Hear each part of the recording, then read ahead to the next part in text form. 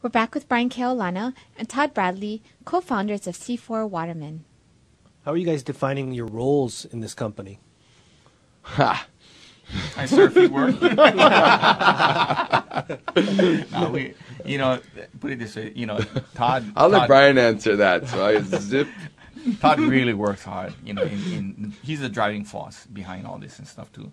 I try to come in as far as in the promotional world. That's my world also too, in the film world, and trying to promote, the sport and also our values, really, what it's all about. Because really what we're trying to teach is the respect in the ocean, our culture of who we are, what we do, what we're up against, to be safe out in the waters, to identify the dangers and the hazards. Things that is my strength, then is my knowledge, is my gift that I contribute to the company also. It's really neat because I think we all realize the strengths and the weaknesses between us partners, and we communicate very well in that, and we're not going to let our friendships get ahead of us, and we've made that very clear, and because of that we communicate very well. We get into these like what are the two chipmunks? It's like, no, after you, no, after you, no, after you, somebody make a decision, so it's kind of like it's a really neat relationship. But I don't mind being the driving force. I think a lot of people say, how don't you ever sleep at night? And sometimes I wonder, I guess I don't. I like doing a lot at once. I like managing a lot at once. I can multitask. I think there's a Chinese proverb that if you want to get a job done, you give it to a busy man. And Brian's role in this company is really, Brian as a sounding board, as stability, what he brings, his ideas are just unreal, and together with Mike, and it's just a really fun team. When we get together, oh my God, it feels like we could conquer the world, but we only have so much time, and Todd only has so much time in the day. But it's good. It's a fun. We're having a lot of fun with it. So, Todd, have you found that you have to schedule in time for your water time? Yeah, I've lost a lot of that, and I think what I've realized with starting this company, and as a partner in this company, and my role is that there are some important things in my life, and that is my family and the community, and then there's the business. And then there's my personal time.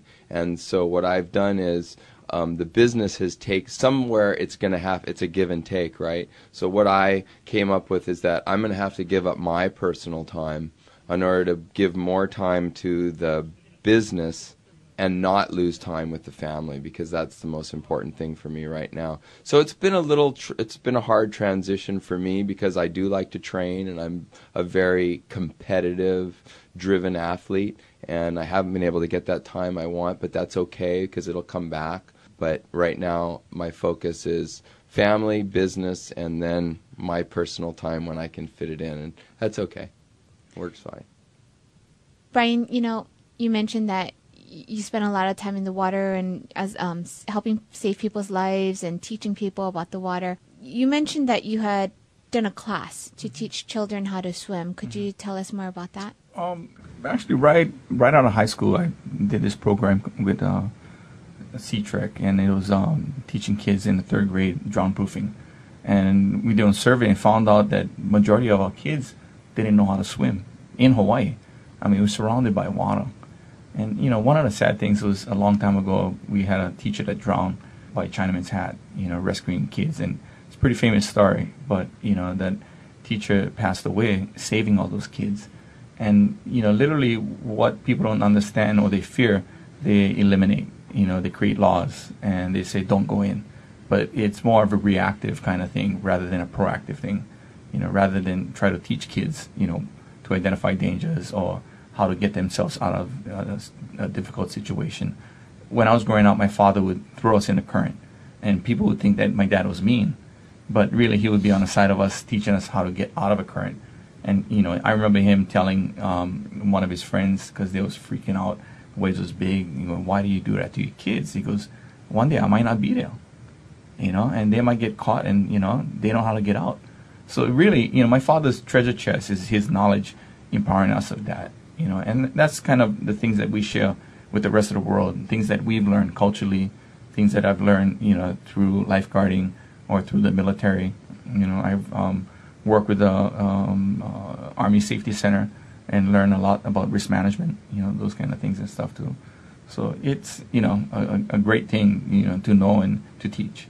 But Brian, how didn't you teach like 1,200 kids at one time? You and a couple other lifeguards got together and decided, you know what, we're gonna take our West Side community and teach a bunch of kids to swim. That was that Sea Trek program. We literally went around the whole state, literally, and it wasn't just me; it was a team of people also too. So, I cannot take credit for that. I was just one of the few.